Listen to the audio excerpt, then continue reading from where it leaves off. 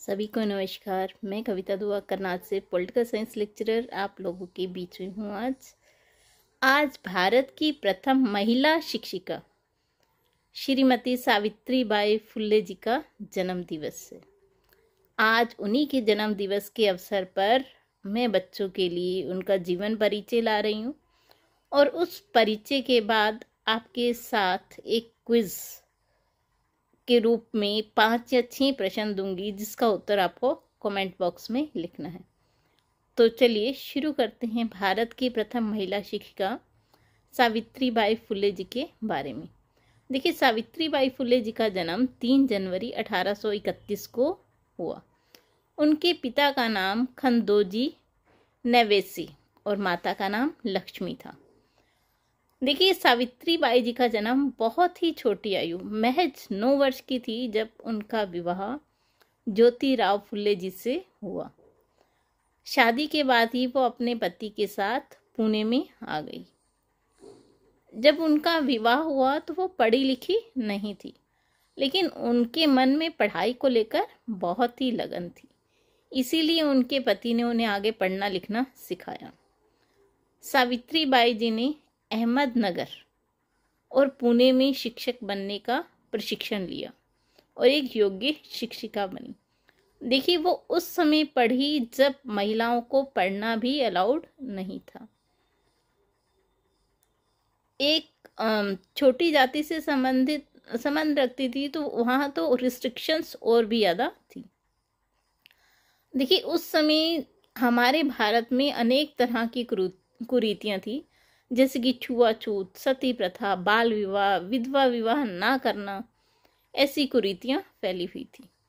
तो उनका जीवन बहुत ही मुश्किलों भरा रहा, क्योंकि उन्होंने महिलाओं के लिए और खासकर दलित महिलाओं के उत्थान के लिए और छुआछूत के खिलाफ आवाज़ उठाई, जिसके के कारण उन्हें एक बहुत बड़े वर्ग का विरोध का सामना करना पड़ा।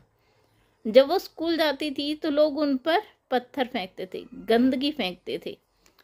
वो अपने बैग में एक साड़ी लेकर जाती थी, ताकि जब वो स्कूल पहुंचे तो वो गंदी साड़ी उतारकर साफ साड़ी पहन सके। देखिए, उस समय जब महिलाओं की शिक्षा एक अभिशाप माना जाता था, उस समय में उन्होंने महिलाओं को शिक्षित करने के लिए प्रथम बालिका विद्यालय खोला 3 जनवरी 1848 को पुणे में।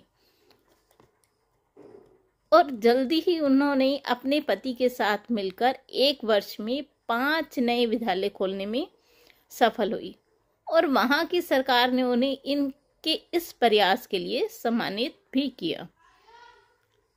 उन्होंने महिलाओं की दशा सुधारने के लिए बहुत ही प्रयास किए।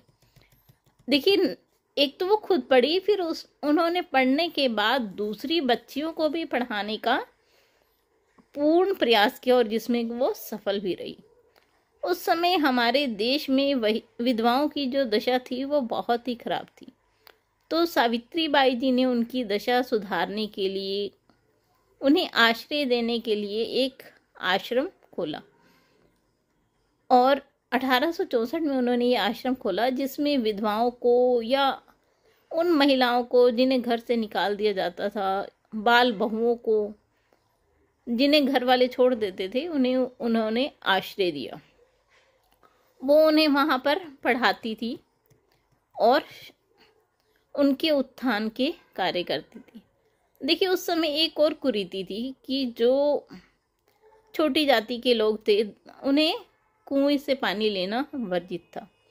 तो उन्होंने अपने पति के साथ मिलकर एक कुआं भी खोदा ताकि लोग आसानी से पानी ले सकें। उनके इस प्रयास का भी खूब विरोध हुआ। एक और जो उन्होंने नई शुरुआत की, देखिए, जब उनके पति का निधन हुआ 1890 में, तो उन्होंने सामाजिक मानदंडों को पीछे छोड़ते हुए अपने पति का अंतिम संस्कार भी किया। तो इस बात के लिए भी उन्हें काफ़ी विरोध का सामना करना पड़ा था। 1897 में जब महाराष्ट्र में प्लेग फैला, तो उन्होंने बाहर आकर प्लेग के रोगियों की सेवा की। ऐसे ही एक प्लेग पीड़ित बच्चे की सेवा करते हुए वह स्वयं भी प्लेग का शिकार हुई और 10 मार्च 1897 को उन्होंने अंतिम सांस ली। तो हमारे देश ने एक महान शिक्षिका को खोया। देखिए बच्चों, अब मेरे आपसे जो क्विज के रूप में प्रश्न हैं वो ये हैं, सावित्री बाई जी का जन्म कब हुआ? सावित्री बाई जी की माता का नाम क्या था? मेरा दूसरा प्रश्न है आपसे। तीसरा प्रश्न, उनका विवाह किस वर्ष की आयु में हुआ था? मेरा चौथा प्रश्न है आपसे, उन्होंने प्रथम बालिका विद्यालय कब खोला था? पांचवा प्रश्न, सावित्री बाई के पति ज्योतिराव जी का निधन कब हुआ था? इन पांचों प्रश्नों के उत्तर आपको कमेंट बॉक्स में देने। उम्मीद करती हूँ आपके लिए वीडियो अच्छा रहेगा। धन्यवाद।